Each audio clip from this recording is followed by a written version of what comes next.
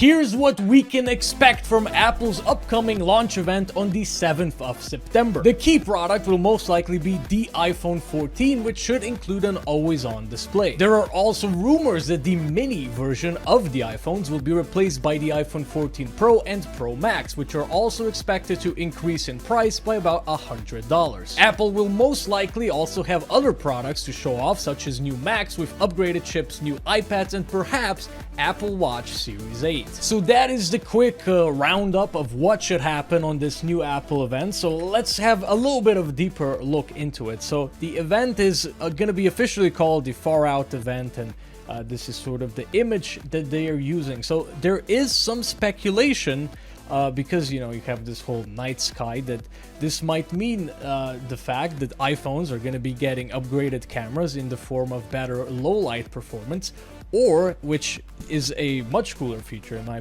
opinion, is that it's rumored that the phones would receive satellite emergency calling, which would be ridiculously useful, especially if you're out in nature, maybe hiking somewhere, you don't have a signal, and, if you can get a satellite signal, which, that would be the whole point, is that you have this signal, which is not, as good. The quality, the speed of the signal is not going to be as good as conventional cellular towers and frequencies as far as that works. But, just getting a quick signal through to either send an emergency message or to call, would be very awesome in that regard. And another interesting thing is that the iPhones are getting more expensive. Now, this is sort of predictable because of inflation, supply shortages, and everything.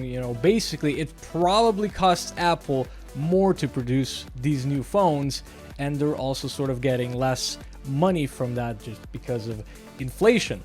So it's going to be interesting to see because inflation, because people are making less money. There is big uncertainty in, how economy is going to play out and all of that stuff. So, justifying a new phone purchase, unless you really need it, is going to be a lot tougher. So Apple, I'd imagine, is going to have to add some pretty compelling new features, not just a processor refresh and a few little minor things, because at that point, what is really the point? Like, you don't really need to upgrade your phone, you sort of want to do it because you want to have a new phone, but do you really need to do it? Not really. So yeah, people have been cutting back on tech purchases because of these uncertainties. However, Apple does have a pretty loyal fan base, so they should definitely be fine in terms of how much money they're gonna make. And perhaps they are looking to supplement the amount of money that they're gonna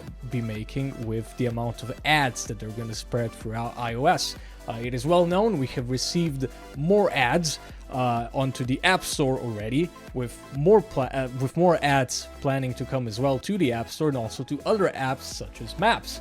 These are reports that Apple next year is going to start advertising on Apple Maps, so you're going to be able to pay as a business to come up more often on Apple Maps. So it would also be interesting if Apple would sort of lower the prices a little bit, because they could supplement it throughout the ads. But it's interesting how it's going to play out. Apple is definitely not going to be generous as far as good deals go, just because you don't become the most valuable tech company in the world by being generous and not taking every single cent that you can, basically.